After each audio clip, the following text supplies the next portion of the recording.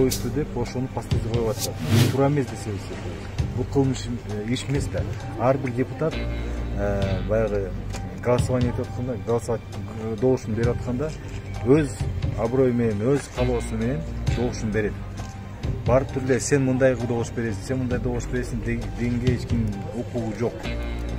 Эгерде бирөөгө мындай күч көрсөтүп, же болбосо акча пара берип добушун сатып алган болсо, алар барып туруп эле мыйзам чегинде барып туруп арыз менен кайрылыш керек болчу органдаргачы. Муну мага мынакей акча сунушуп атат, пара берип атат депчи.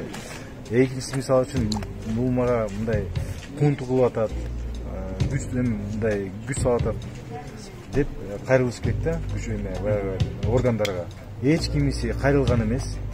Бардыгы добуш берип атканда өз каалоосу менен добуш берген. Ошонун негизинде баягы токтомдор кабылданган 2012 жылдарда. Ошол себептен биз ошол кабылган соттун чечимин мыйзамсыз деп эсептейбиз. Сиз Асылбек Жээнбековдун өзү менен сүйлөштүңүзбү? Ал киши эмне деп атат эми өзү? Ол киши айтып атат. Мен процедура боюнча бүт толугунан келишинче аракеттерди баягы Центр Голд деген компанияны кандай десем туура жолго салганга биз аракеттерди жасадык деп атат да.